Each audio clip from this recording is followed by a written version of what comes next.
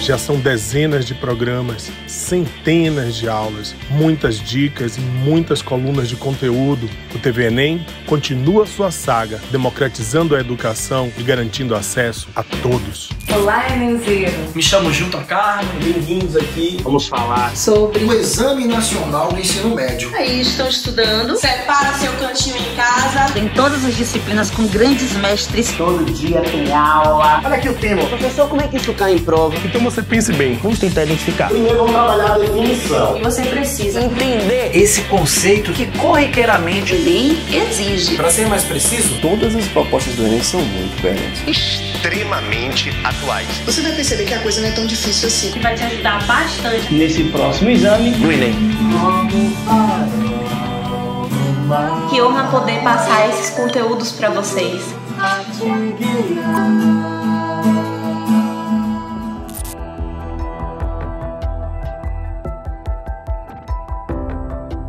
Eu sou Landes de Biologia, tô com você mais uma vez e hoje aqui na tela do meu PC e a gente na tela da sua televisão vamos bater um papo sobre fisiologia vegetal. Então o tema de hoje da nossa aula é transporte de seivas. Existem duas seivas que percorrem o corpo de uma planta. Uma é a seiva bruta, também chamada de inorgânica, aonde você tem a presença de água e de sais minerais na composição dessa seiva. O vaso condutor, o tecido da planta especializado no transporte da seiva bruta é o xilema, que também pode ser chamado de lenho. E a direção, ou seja, essa seiva, ela surge lá na raiz, a raiz suga esta água com sais e essa seiva vai subindo o corpo da planta até chegar nas folhas. A outra seiva é a seiva elaborada ou orgânica. Essa também tem água, mas já tem um componente importante, que são os produtos da fotossíntese. Como você deve lembrar, a fotossíntese produz moléculas orgânicas como glicose, entre outras. Então essa seiva rica em água, glicose e matéria orgânica vai descer o corpo da planta pelo floema, que também pode ser chamado de líber, até chegar lá na raiz. Essa seiva orgânica é que vai nutrir a planta. Lembra que você aprendeu que a planta é capaz de produzir o próprio alimento com a fotossíntese? Pois é. Então esse alimento que a fotossíntese produz vai chegar para toda a planta, para todas as partes da planta, através dessa seiva elaborada. E a seiva bruta, ela é matéria-prima para a construção desses compostos orgânicos. Por isso que os vegetais têm esse tremendo papel ecológico de transformar matéria inorgânica em matéria orgânica. E esse fluxo de seivas ajuda nessa função tão primordial dos vegetais. Vamos bater mais um papo aqui ainda sobre essa história de como é que essas seivas percorrem a planta. Olha só, de rosinha ali você tem uma representação do que seria o xilema e a água, né, subindo pelo xilema, chegando lá no topo da planta. E do outro lado, naquela coluninha mais clara, mais amarelada, você está vendo a representação do floema, te mostrando que os compostos orgânicos que estão ali como bolinhas vermelhas, eles descem em direção às camadas mais inferiores da planta. E aí existe todo um sistema que consegue administrar esse fluxo de seivas. E é isso que nós vamos ver a partir de agora. Como é que essa água consegue subir, né, o corpo da planta? Como é que essa água consegue ter um movimento antigravitacional, já que a planta não tem órgão propulsor? Como é que essa seiva elaborada consegue descer da folha para a raiz? Então existem, na verdade, verdadeiras leis da natureza em torno desses porquês, e a gente vai conhecer agora essa explicação. A condução da seiva bruta, ela é fundamentada em 3 princípios. Então eu vou te mostrar esses 3 agora, tá bom? O primeiro é a pressão positiva da raiz. O que esse esquema te mostra é a representação de uma planta que estava num vasinho e aí, portanto, cortaram o caulezinho com as folhas dessa plantinha no vaso. E aí, aonde estava a copa dessa planta, colocaram um tubo de vidro com mercúrio. E é interessante que você percebe nessa imagem aqui ao lado, o que? A água sobe, ou seja, a raiz consegue, mesmo sem as folhas, lançar um pouco de água nesse tubo e essa coluna de mercúrio, ela se desloca para frente. Então veja que a raiz sozinha conseguiu empurrar a água em direção ao tubo. Por que isso aconteceu? Por um princípio simples. A raiz tem uma maior concentração de solutos do que o solo. Então a raiz ela é mais concentrada, as células da raiz são mais concentradas de solutos do que o solo. Então, com a osmose, tema que você já conhece de nossas aulas anteriores aqui na TV Enem, com a osmose, a água vai migrar do meio de menor concentração para o meio de maior concentração. Então as raízes, elas estão meio que chupando a água do solo. Nesse outro esquema, já mais comum para provas, né, como Enem e demais atividades que vocês farão, você percebe que o galhozinho da árvore foi cortado, o tubo foi colocado e o manômetro mede esse deslocamento do mercúrio. Essa é a pressão positiva da raiz. Outra coisa importante que acontece é que o xilema é um vaso muito fininho. Olha nesse esquema aqui ao lado, por exemplo, nesse becker com água, que se o calibre do vaso é mais grosso, ou é mais fino, a altura da coluna de água é diferente. Perceba que quanto mais fino é esse tubinho de vidro, a coluna de água chega a uma altura maior. Tá percebendo?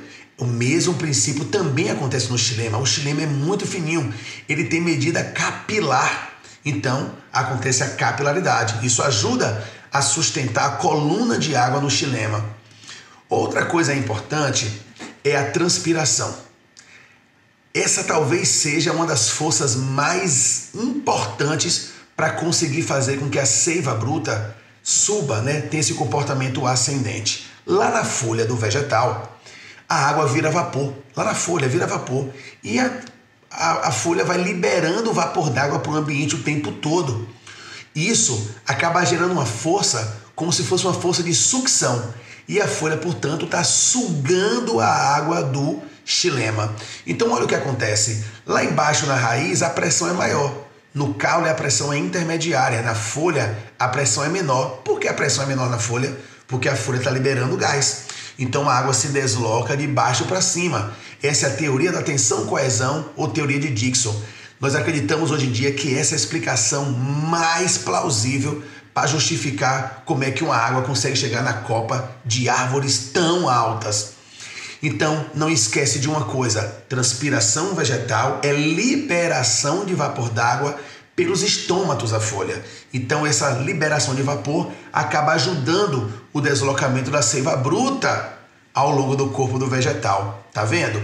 Outra coisa bacana agora é a gente falar o quê? Da seiva elaborada. Lembra aquela seiva que desce? Esse aqui é o experimento de Munch. Esse pesquisador montou esse experimento para poder provar para a gente quais são as forças que estão envolvidas no deslocamento da seiva elaborada. Então presta bem atenção. Eu tenho aqui no ar um recipiente com água e eu coloquei aqui uma espécie de balão semi-permeável cheio de açúcar. Velho, tem muito açúcar aqui dentro. O que é que está acontecendo? Essa água, naturalmente, ela vai entrar nesse balão. Mas esse balão não vai se romper.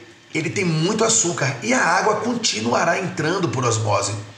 Vai chegar uma hora que vai entrar tanta água aqui dentro que a água e o açúcar vão subir por esse tubo X e vão se deslocar até o outro balão, que é o balão A2. Certo? Então, existe uma pressão osmótica aqui dentro, porque a concentração de açúcar está muito alta, que vai atrair a água vai entrar. O volume aqui dentro vai crescer no A1, porque vai entrar água. Esse volume cresce tanto, mas o balão não vai se romper, porque ele é resistente. E aí desloca-se água e açúcar ao longo do tubo X até o recipiente A2. Então, como é que eu associo isso aqui com o vegetal? Vamos lá? Ora, esse A1 representa a folha, produtora de glicose. Lembra? Alta concentração de açúcar.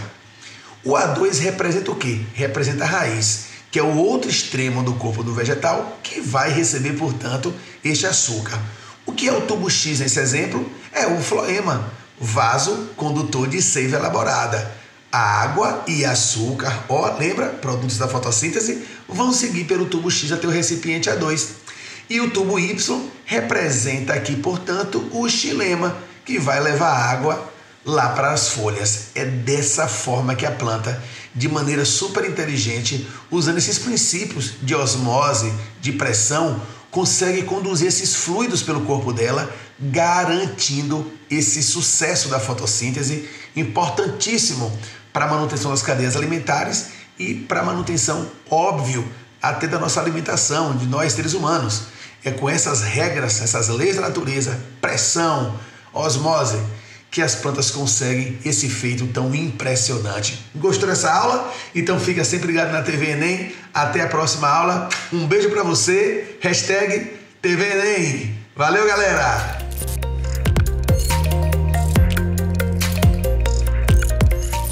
Olá, minhas caras e meus caros. Tudo bem? Mais uma vez aqui, Diego Rochac, professor Diego Rochac. E hoje nós vamos para a década de 50. Vamos falar de um movimento muito importante que foi antecipado por ninguém mais, ninguém menos que Manuel Bandeira. Manuel Bandeira foi o precursor de alguns elementos do concretismo, preocupação com a questão sonora, com a forma como o poema deveria estar na página, né? Trazendo aí um olhar imagético, né? Mas nós vamos trazer isso de forma mais aprofundada daqui a pouco. Então, surge primeiro, né, com esses dois moços, né, surge primeiro na pintura, com Piet Mondrian e com Theo van Doesburg, e que eles vão trazer, né, os elementos geométricos, né? E esse outro moço, o Max Bill, que não só vai querer trazer as figuras geométricas, como trazer a própria matemática para ele, né, calcular os ângulos aí para trazer para a pintura concreta ou concretista. Lembrando que aqui eles têm aquela ideia da arte ser um fim em si mesma, né? Aqui nós não vamos ter, por exemplo, uma interpretação da pintura. A pintura é isso. Ponto. Ela vale por si mesma. Eu cheguei aqui, olha, meu nome é Diego Rochac. Você não vai perguntar por que Diego Rochac, né? Porque é como se a coisa valesse por si mesma. Então aqui é do mesmo jeito, né? Nós não temos interpretações subjetivas, porque é totalmente objetiva, racional e lógica, né? Bom, pintura é isso, figuras geométricas e a presença de cálculos, né, aí na obra do Max Bill. Isso aqui, por exemplo, é diferente do cubismo lá das vanguardas europeias, lá do Picasso, que ele vai utilizar figuras geométricas, a questão da fragmentação, simultaneidade e um olhar extremamente subjetivo, tá? E vamos ver como é que isso se fundamenta na própria literatura, tá? Nós vamos ter a união aí desses três gênios, Décio Pignatari, Augusto de Campos e Haroldo de Campos, que decidiram, a partir desse movimento, aí chamado Exposição Nacional de Arte Concreta, melhor dizendo, esse evento, né, no Museu de Arte de São Paulo, eles disseram, não, vamos liderar agora uma nova vanguarda, né? Na verdade, eles liderarão novas vanguardas, porque depois vem o concretismo, vem poema processo, vem a poesia praxis, né? Então eles lideram e é a principal vanguarda aí dessas tidas novas vanguardas, né? E eles vão divulgar nesse novo conceito e as suas produções nessa revista chamada Neugandres. Eles vão lá para o francês provençal, medieval, procurar essa palavra que significa antídoto. Mas antídoto para o quê? Eles vão dizer que o concretismo é o antídoto para a mesmice e para o tédio, para o tédio provocado pelos modernistas da última geração, que é a geração de 45, ali formada por Clarice Lispector, Guimarães Rosa, Mário Quintana, João Cabral de Melo Neto. Eles vão dizer, olha, nós somos o antídoto, nós Gandres, o antídoto para o tédio causado por esse pessoal aí. Para eles, havia um excesso de uso de palavras, de subjetivismo, que eles vão chamar aí de verbalismo, e muita, né, textos extremamente metafóricos. Tem lá a sondagem psicológica, né, tem todo o contexto do psicologismo das obras da Clarice Lispector, né, que é um tipo de sondagem psicológica, né? Então eles estão querendo lutar contra o que eles chamam de verbalismo e abstração lírica, né? Então eles vão trazer esse novo conceito, né? Que conceito é esse? Romper com a ideia, trazer um novo conceito de forma e conteúdo, romper com o verso tradicional e, de preferência, ter poesias que estarão sendo formadas por substantivos e verbos. Romper com os laços sintáticos, né? E aí nós vamos ter uma questão interessante, porque eles querem que... Qual a ideia aqui? É que a poesia vire um ícone, ou seja, vire um objeto visual, né? E que se utilize o espaço gráfico para provocar e trazer imagens, como se fosse um caligrama, né? Aqueles símbolos japoneses, chineses, que representam paz, alegria. Pois é, eles querem produzir uma poesia que siga mais ou menos essa diretriz, né? Então, qual é a ideia que eles vão trazer? É que a forma revele o conteúdo e o conteúdo revele a forma. Isso aqui é ótimo para que você entenda o concretismo. Isso aqui resume tudo. A forma revela o conteúdo e o conteúdo revela a forma. Quer ver? Vocês já ouviram falar de uma poesia que tem um formato de xícara, o formato de xícara, e que no seu conteúdo, quando você vai ler os versos que formam a imagem da xícara, está lhe chamando para tomar chá. Então a forma da xícara e o conteúdo está te chamando para tomar chá. Então a forma revela o conteúdo. E o conteúdo que está te chamando para tomar chá revela a forma, porque está te chamando para você para tomar chá ou café num formato de xícara. Então a forma revela o conteúdo e o conteúdo revela a forma. Um bom exemplo disso é esse poema concreto ou concretista do Augusto de Campos, que é um dos grandes nomes aí do concretismo, tá? Lembrando que o Ferreira Goulart também já está aqui no concretismo. E aí você lê, né?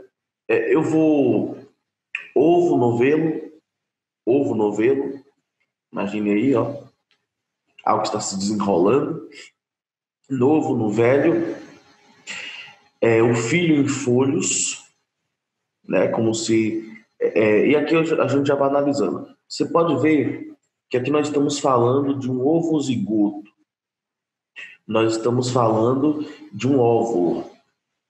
E aqui eles têm um formato do óvulo e é como se ele estivesse já fecundado e se desenvolvendo, né? Ovo novelo se desenvolvendo, novo no velho, claro, é um bebê no corpo de uma mulher. O filho em folhos, ele já quase saindo ali, aqui já significando aqui as partes genitais femininas, na jaula dos joelhos, né? Porque não o tronco é sustentado pelos joelhos, infante em fonte, ou seja, jovem na fonte, um bebê na fonte, feto feito dentro do centro, né? No caso, no centro aí do equilíbrio humano, né? E aí ter o formato do óvulo. Uma outra é essa aqui. E lembra que eu falei que os poemas seriam compostos por substantivos e verbos? Às vezes podem ser compostos apenas por substantivos, como esse aí, né? Que aí é formado só dos termos rua e sol, substantivos rua e sol. Certinho? É isso. Eis aí a arte do concretismo, a forma revelando o conteúdo revelando a forma. E é isso. Até a nossa querida próxima aula.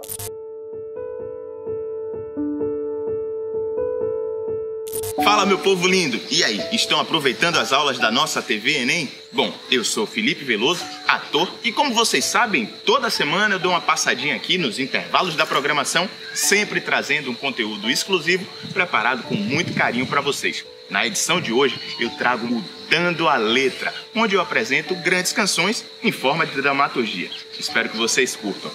Um beijo grande, boas aulas e até a próxima. Dando a Letra, porque toda boa música tem sempre uma grande história.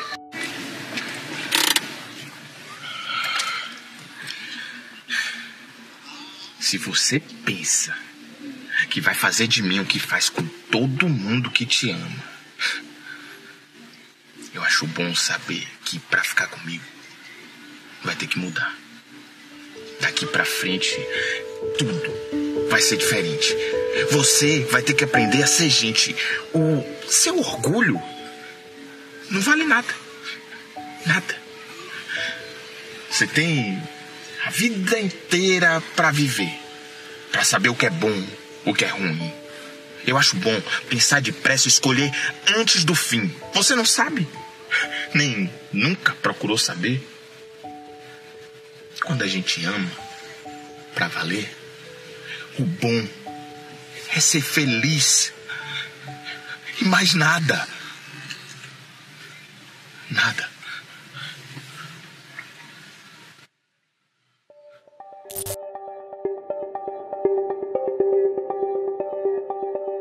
Fala galera, eu sou Adroaldo Lima, professor de matemática, e hoje no TV Enem terá logaritmo. Vamos lá? Olha só. Vamos começar da seguinte maneira. Se eu colocar que 2 elevado 2 é igual a 8, você vai dizer que isso aqui é um absurdo. Mas se eu coloco aqui o expoente igual a 3, com certeza você vai garantir que 2 ao cubo é igual a 8. Você vai aceitar com muito mais tranquilidade. O que eu tenho que lhe dizer é que esse 3, que anteriormente ele era chamado de expoente, olha só, agora ele também pode ser chamado de logaritmo. Adroaldo, logaritmo? É verdade, logaritmo. Deixa eu explicar como é que funciona. Olha só, toda vez que eu tenho um expoente, eu vou enxergar isso aqui assim, ó, 3 é o logaritmo de 8 na base 2. Então, se você tem uma potência 2 ao cubo, observe que a base é 2 igual a 8, então 3, que é o expoente, é o logaritmo de 8 na base 2. Assim, a gente pode definir o logaritmo da seguinte maneira. Olha só, a gente tem que log de A na base B é igual a x. Então, aplicando a definição, Adroaldo, como é a definição? Vamos lá para eu mostrar a vocês? A definição é a seguinte, ó. Primeiro você eleva, tá? Você vai pegar o B e vai elevar a x, e depois você iguala, ó, e depois você iguala. Então, se você elevar e depois igualar, você vai descobrir que vai ser B elevado a x igual a quem? Igual a A. Sendo A o logaritmando, B a base, o x o logaritmo, tá? Eu preciso ainda registrar dizendo que para que esse logaritmo exista, o logaritmando, ou seja, A, seja um número maior que 0, e o B, que é a base, tem que ser um número maior que 0 e também diferente de quanto? Diferente de 1, tá? Isso é importante. Bem, mas vamos lá. Determine o valor de x em cada caso aplicando a definição de logaritmo. Vamos aplicar aqui? Aqui você primeiro vai elevar, então eu vou colocar a letra E, porque eu vou elevar, e depois eu vou o quê? Eu vou igualar. Então ficaria assim, ficaria 5 elevado a x igual a 125. Se você quiser, você poderia você poderia fatorar o 125, tá? Então, na fatoração, vamos colocar aqui, ó, na fatoração 125, ó, vai ser, vou passar aqui um traço, então vai ser por 5, que vai dar 25, por 5, que vai ser 5, e por 5, que vai ser 1. Ou seja, quem tem 125 tem exatamente o quê? Tem 5 à terceira. E aí, já que você tem as bases, né? 5 à terceira. Já que você tem as bases iguais, você pode simplesmente igualar o quê? Igualar os expoentes, garantindo que o x vale quanto? Que o x vale 3, tá bom? Vamos fazer de novo aqui. A segunda, letra B. 3 meios elevado a x. Então, primeiro você eleva, tá? E depois você iguala. Então, ficaria assim, ó, ficaria 3 meios elevado a x é igual a 16 sobre 81. Não é difícil perceber que o 16 é 2 à quarta e que o 81 é também 3 à quarta. Então, eu posso botar aqui, ó, o mesmo expoente, ó, 2/3, todo mundo elevado à quarta. Só que de um lado, a base é 3 meios e do outro lado, a base é 2/3. Adroaldo, eu posso inverter? Claro que pode, desde que você troque o sinal do expoente. Então, se é 4, passa a ser o quê? Menos 4. Agora que você tem as bases iguais, você pode simplesmente igualar o quê? Você pode simplesmente igualar os expoentes e dizer que o x é igual a quem? O x é igual a menos 4. Beleza? Então, só aplicando a definição, a gente consegue resolver rapidamente esses dois exemplos. Mas vamos lá. O que mais eu tenho que falar de importante? Vamos falar das consequências da definição. Quais são as 4 consequências aqui? Nós temos que o log de 1 em qualquer base, desde que a base exista, isso é 0. Tá? Então, exemplo, se eu coloco log de 1 na base 7, isso é 0, sem perder muito tempo. Eu tenho que o log de B na base B, quando esses dois resultados são iguais, tá? Logaritmando em bases iguais, o resultado, o logaritmo, é 1. Sendo assim, a gente tem que o log de 5 na base 5 é igual a 1. Nós temos ainda que o log de B elevado a x na base B. Observe que a base do logaritmo e a base da potência são iguais. O resultado é o expoente, é o próprio x, tá? Então, exemplo, se você colocar log de 2 ao cubo na base 2, esse resultado, sem perder tempo, quanto é? Ele é 3. E por último, você tem b elevado a um logaritmo. Observe que o logaritmo agora é o seu expoente. Observe que a base da potência e a base do logaritmo são iguais. O resultado é o quê? O resultado é o próprio logaritmando. Vamos ver um exemplo. Ó. Se você tem 7 elevado a log de 8 na base 7. Está vendo que a base da potência e a base do logaritmo são iguais? O resultado é exatamente 8. Então, se você souber essas consequências, você vai ganhar muito tempo. Tá? Agora vamos falar de sistema de logaritmos. As bases podem ser infinitas, desde que a base seja maior que 0 e diferente de 1. Mas existem duas especiais. Base de logaritmos decimais é aquela base onde ela vale 10, tá? Então, logaritmos decimais, a base vale 10. Adroaldo, como assim? Imagine que você tem um logaritmo de x na base 10, tá? Você pode simplesmente suprimir a base. Ou seja, dizer que a base é 10 é dizer que ela não precisa ser escrita, tá?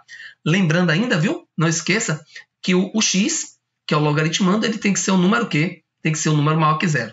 Então, vamos a um exemplo aqui, ó. Imagine que eu coloque aqui, ó, o logaritmo de 2 na base 10. Isso aqui pode ser escrito como o log de 2 simplesmente. Beleza? Logaritmo decimal de 2. Bem, a outra base que eu falei para vocês que era importante que soubermos, né, para a gente poder saber um pouco mais, é quando a base é a letra E. Tá? Essa letra E vai representar um número, 2,71 reticências. Isso aqui vai ser um número irracional, tá certo? Irracional. E o que é que eu posso afirmar sobre os logaritmos decimais? Você pode afirmar que quando você tiver o logaritmo de x na base E, você pode escrever simplesmente ln de x. Lembrando, tá? Lembrando ainda que esse x tem que ser um número quê? Positivo, tá? E por que ln? Logaritmo natural de x. Vamos ver aqui uma escrita, um exemplo? Então, se você tem, exemplo, o logaritmo de 7 na base E, isso é a mesma coisa que ln de 7. tá? Então são escritas importantes na construção da ideia do logaritmo. Tá legal? Beleza. Vamos à última parte da aula de hoje, que são as propriedades operatórias. Nós temos três propriedades operatórias importantes, tá? Logaritmo do produto, que acontece quando? Imagine que você tem aqui o log de A vezes C na base B. Toda vez que você tem um produto, você pode separar somando, ó, log de A na base B mais o log de C na base B, ok? Você tem o logaritmo do quociente, ou também chamado logaritmo da divisão. Você tem o log de A dividido por C na base B. Você pode separar usando o quê? Usando a subtração. Log de A na base B menos o log de C na base B. Tá? E por último, o logaritmo da potência, que vai ser o logaritmo de A elevado a N na base B. Tá? Esse N que está no expoente, ele passa para frente multiplicando. Ó. Ficaria N vezes o log de A na base B. Tá? Vamos ver um exemplo disso aqui. Olha só.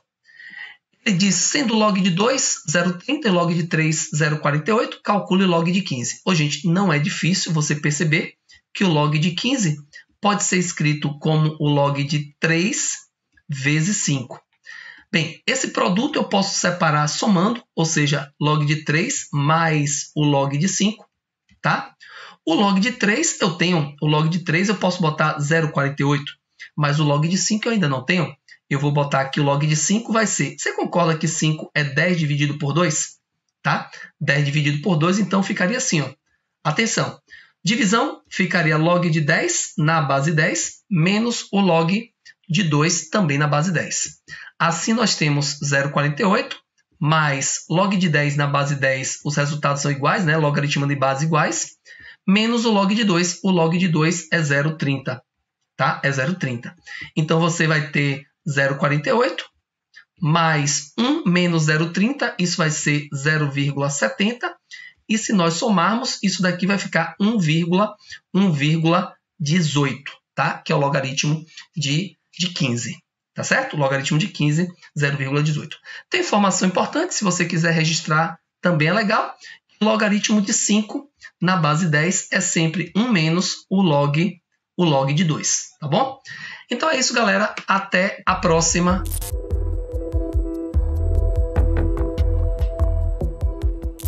Olá, galerinha da TV Enem, tudo bem? Como é que estão vocês? Aqui quem está falando é o professor Rodrigo Moreira. Sou professor de Química e na aula de hoje vou falar um pouquinho para vocês a respeito da introdução ao estudo dos gases, né? Então vamos lá. Para poder falar dos gases, né? Existe, em primeiro lugar, uma teoria cinético-molecular sobre os gases. Essa teoria cinético-molecular ela foi criada baseado justamente nas características do gás. Quais são essas características que um gás possui, né? Ou os gases, de uma maneira geral, elas possuem, né? Em primeiro lugar, o gás possui forma e volume variáveis, né? Quem aqui nunca pegou uma bola de aniversário quando ela estava um pouco murcha e começou a brincar com ela, né? De repente fazer um bonequinho, um cachorrinho, tentar fazer alguma coisa com ele? Pois é, significa dizer que possui a forma e volume variáveis, né? Então eu posso pegar aquele balãozinho, tentar fazer um cachorro, tentar fazer um coração, tentar fazer uma flor, só para vocês terem ideia. Quem aqui também nunca brincou de repente de pegar aquela seringa, né? Tira a agulha e aí puxa o êmbolo, coloca o dedo e empurra, né? Ou puxa de volta, né? E aí vocês percebem que os gases apresentam, no caso, né? Compressibilidade, que foi o caso de você comprimir o gás, você viu que o gás diminuiu de tamanho, e a expansibilidade, no caso o gás, ele aumentou de tamanho, né? No caso aí aumentou o volume ou diminuiu o volume, né? E os gases, pessoal, eles ocupam todo o volume disponível. Como assim, professor Rodrigo? Bom, se você pegou o gás e encheu uma bola de aniversário, então ali as moléculas do gás elas estão ocupando todo o volume do gás, perfeito? A mesma coisa, se você enche o pneu de um carro, as moléculas do gás ela ocupa todo o volume daquela câmara de ar, né, do pneu do carro ou da bicicleta e por aí vai. Então essas três características aqui que eu estou falando para vocês foi que ajudou na consistência de montar a teoria cinético-molecular dos gases. Como é que funciona essa teoria cinético-molecular? Vamos lá, temos essas características aqui e aqui o recipiente para vocês verem. Em primeiro lugar, as moléculas dos gases, ela possui movimento aleatório e desordenado. Então vamos lá, suponha que essa daqui vem para cá, vai para lá, vai para cima, vai para baixo, vai em todos os sentidos possíveis aí, certo? É mais ou menos como se fosse uma mesa de sinuca, né? Você pega, dá uma tacada na bola branca e ela bate nas outras bolas. Agora imagine que esse movimento, que essa mesa de sinuca não tem caçapa, só tem as tabelas, não tem caçapa, e essas bolas vão bater nas tabelas o tempo todo e vão ficar se movimentando. É mais ou menos isso aqui que eu estou falando para vocês, ó, movimento aleatório desordenado. Então as bolas vão se chocando ali, no caso, pense cada bola de sinuca daquela como se fosse justamente uma molécula de um gás. Outra coisa, as partículas elas ficam bastante afastadas umas das outras. Por quê? Os gases eles possuem um alto teor energético, então como tem muita energia, a tendência dessas moléculas é ficarem afastadas umas das outras. Se tivesse baixo teor de energia, não seria gás, seria o quê? Sólido, né? Outra coisa, né? As colisões das partículas contra a parede do recipiente resultam na pressão do gás. Então esse recipiente aqui que está fechado, aqui temos um manômetro, né? Então essas partículas elas vão batendo contra a parede, né? Vão se batendo contra a parede porque essas moléculas elas querem sair, elas não têm para onde sair, ficam batendo e rebatendo contra essa parede e geram uma pressão que é justamente a pressão do gás no interior desse recipiente, perfeito? Outra coisa, pessoal, pense agora como se esse recipiente fosse uma panela de pressão, pense agora vazia, né? E aí você começa a aquecer. O que é que acontece com essas moléculas? Elas recebem a temperatura, né? Recebem o calor, aumenta a sua energia, automaticamente aumenta a sua velocidade. Então, ó, outra situação aqui bem interessante, né? Os gases, né? A energia cinética dos gases, ela é diretamente proporcional à temperatura. À medida que a temperatura aumenta, aumenta a energia cinética também. Ao mesmo tempo que a velocidade dessas moléculas também vão aumentar, perfeito?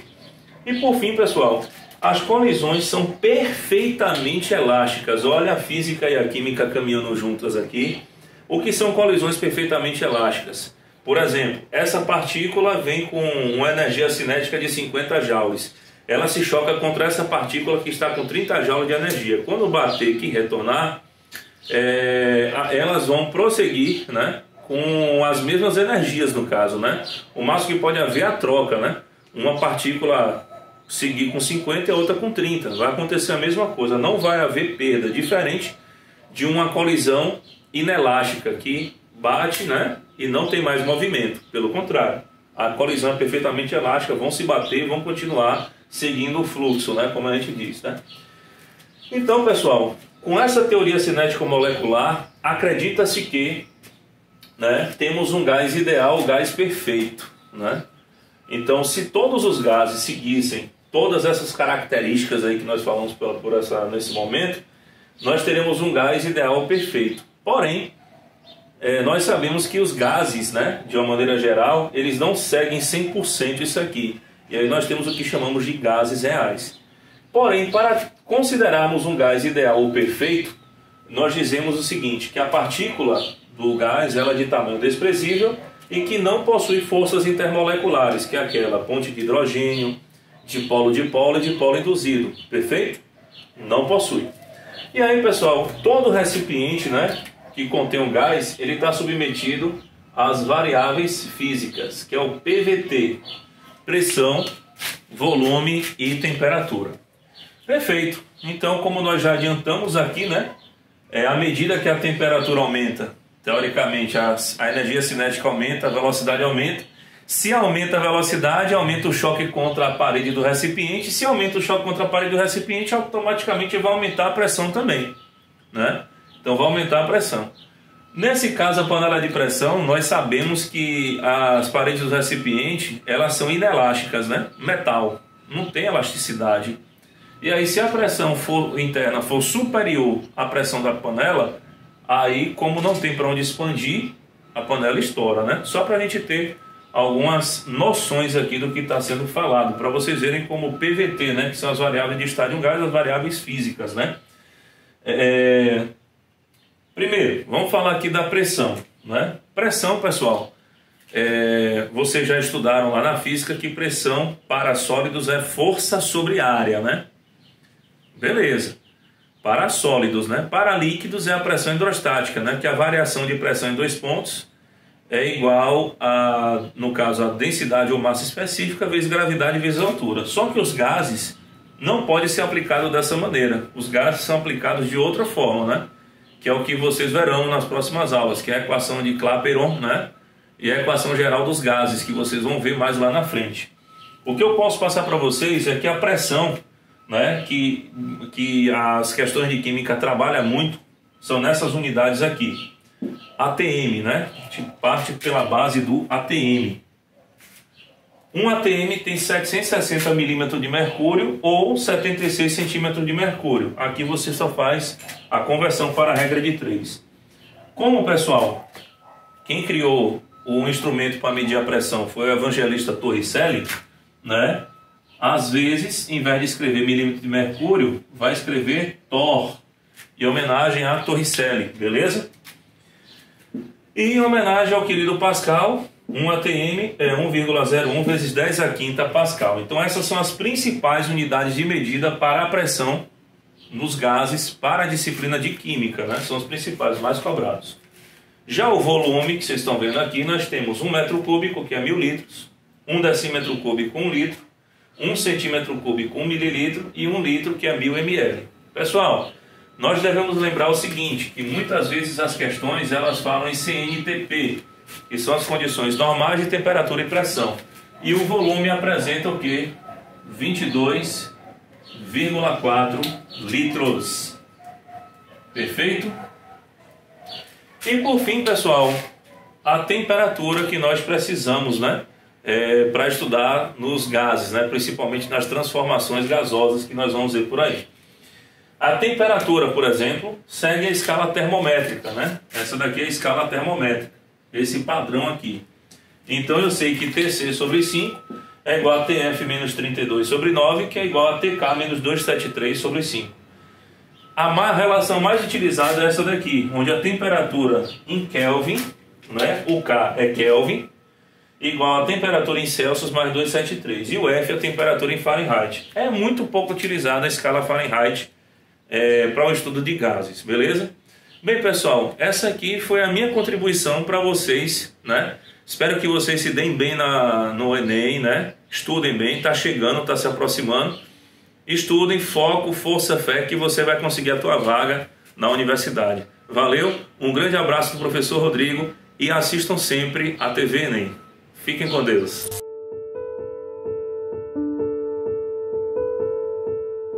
Oi, meu nome é Monique Lemos. Eu tô aqui para falar um pouquinho com vocês sobre carreira, mercado de trabalho e como escolher a profissão ideal. Hoje eu queria, na verdade, perguntar para você o que é que você está efetivamente escolhendo quando você pensa em escolher a sua profissão. Eu sei que pode parecer uma pergunta meio boba, mas a verdade é que muita gente, quando fala em escolha de profissão, não pensa na profissão, né? No que você vai atuar, no que efetivamente você vai estar fazendo enquanto sua atuação profissional. Acaba pensando imediatamente no curso, que é o seu próximo passo. E eu queria, na verdade, dizer para você hoje e dar essa dica para ajudar na sua escolha, que o curso nada mais é do que um ferramental que vai te ajudar a atuar em determinada área, em determinada atuação profissional ou profissão, né? Independentemente do termo. Mas que vai te ajudar e que vai te dar esse direcionamento para você conseguir executar uma determinada função. Dentro de cada curso, então se você pensar, por exemplo, um curso de Direito, que é um dos mais comuns, ali dentro você tem diversas possibilidades de atuação e de especialização, eu diria, né? Mas você pode seguir uma diversidade de áreas. Se você pensar também o curso de Medicina, que é um outro fácil de você associar, que todo mundo conhece bem, só a área de Medicina tem 53 possibilidade de especialização catalogada. Então, assim, oficiais, né? Então, você pode atuar de diversas formas, com diversas coisas específicas. Então, os caminhos profissionais que você escolhe, a sua atuação profissional, efetivamente, o que você vai fazer no seu dia a dia, depende desse segundo passo, que não é necessariamente essa sua primeira escolha que vai dar. Então, você não está direcionando agora, com essa escolha do curso, a sua profissão, se essa está sendo a sua linha de raciocínio. Você está, na verdade, escolhendo que faculdade, né, que curso, que tipo de ferramental, que tipo de informação você vai ter acesso e que tipo de preparo você vai ter para chegar lá na frente e executar uma determinada função. Então, eu queria só deixar essa dica para não gerar muito essa confusão e você tentar pensar um pouquinho mais lá na frente, um pouquinho mais de como você quer atuar, para que você possa fazer o caminho inverso e identificar identificar que curso que pode te dar um maior ferramental para te ajudar no que você quer atuar, te ajudar a colocar em prática, a estar no ambiente que você quer estar, com o tipo de pessoa que você quer estar, trazendo as realizações que você quer trazer.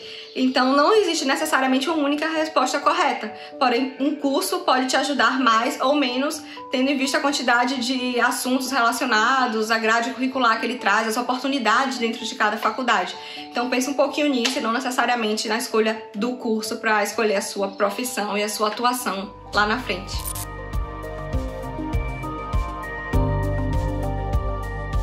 Olá pessoal, saudações, é uma honra estar aqui com vocês. Meu nome é Rafael Alves, eu sou professor da rede SESI de Luiz Eduardo Magalhães, o SESI João Ubaldo Ribeiro, e também venho representando o Cursinho Vencedores que está aqui localizado em Barreiras, no oeste da Bahia. Hoje nossa aula é de Geografia e eu irei abordar o tema 31, o espaço urbano no mundo. Esse projeto é uma iniciativa muito boa para expor nossas aulas, nosso trabalho como professor e também ajudar os alunos a encontrar um caminho para estudar para o Enem. O cenário está um pouco bagunçado, tem um pequeno museu aqui em casa, mas aí eu tentei organizar da melhor forma para poder dar esta aula para vocês.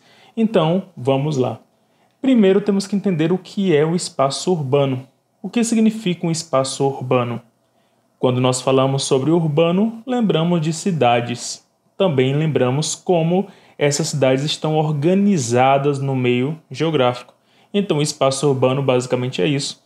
O espaço ocupado por cidades, onde estão ali as suas dinâmicas, prédios, ruas, praças, avenidas e etc. Mas temos que lembrar que cada país tem a sua definição do que é cidade. Cada país tem a sua definição do que é o urbano. Eu coloquei aqui alguns exemplos. Por exemplo, na França, para ser considerado uma cidade, o número tem que ser de 2.000 habitantes. A partir de 2.000 habitantes já é considerado uma cidade. Realidade totalmente diferente da Grécia, por exemplo. 10.000 habitantes na Grécia para ser considerado uma cidade.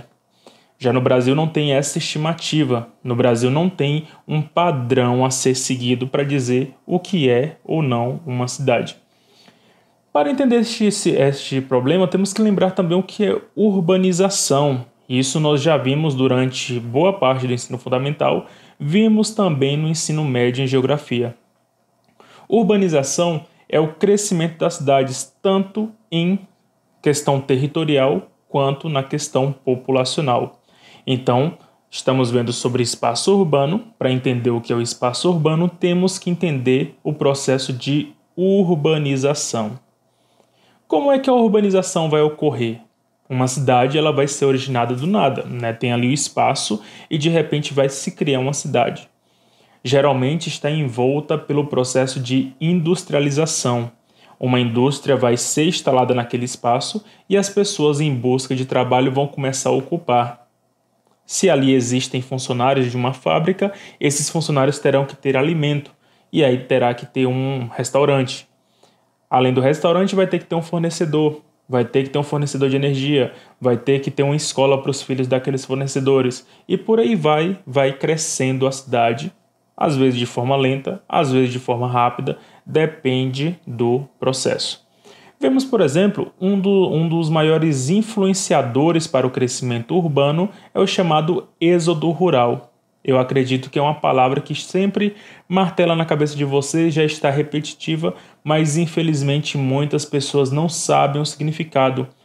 êxodo rural é aquele processo em que as pessoas deixam o campo para a cidade. O que é que vai motivar a pessoa a deixar o campo para ir para a cidade? Pensem bem, existem vários fatores que fazem isso. Pensem como é o campo, a zona rural da sua cidade, da sua localidade. Ela é organizada, ela precisa de melhorias, ela tem tudo que a cidade tem? Provavelmente a resposta é não.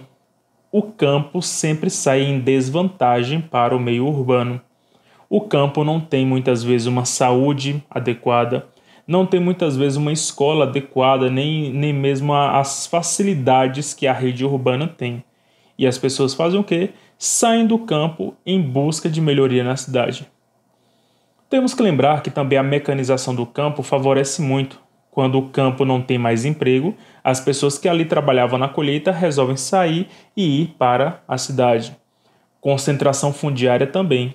Quando um grande fazendeiro compra boa parte das terras, não deixando ali muitos recursos para a população local, eles acabam saindo para as cidades.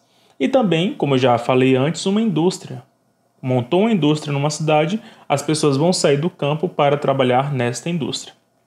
Beleza, mas quando esse processo acontece, vai causar também outras dinâmicas como a favelização. Lembre-se bem. Tem também a conurbação. Não esqueçam deste nome que é de extrema importância. Conurbação. Não confundam com conturbação, não é isso. Eu estou falando de conurbação. Conurbação é quando as cidades crescem tanto, expandem-se tanto, ao ponto de fundir-se, onde você não sabe mais quando começa o lado A e nem quando começa o lado B. Conurbação também tem envolto a metropolização, onde tem a metrópole e a região metropolitana. Mas aí no momento em que existe a conurbação, ou seja, as cidades fundem-se, vai ocorrer agora o fenômeno da verticalização, ou seja, eles vão subir, vão criar prédios e assim vai ser de forma vertical a cidade. Como eu havia falado também sobre a favelização, tende a população pobre chegar na cidade, não ter recursos e aí acaba indo para a região periférica, formando o que chamamos de favela. Lembrando que vale ressaltar, pessoal, que o espaço urbano não é igual em todos os lugares do mundo. Cada país vai ter o seu espaço urbano com as suas peculiaridades. E o exemplo que eu coloquei foi Hong Kong, aquela província que está ali na ilha chinesa, que tem 7.451.000 pessoas, a população total, em 2018. Mas é um local que tem uma certa prosperidade. É um local que tem aquele... se eu não me engano, é uma das rendas per capita maiores do mundo, também, né, o salário, etc.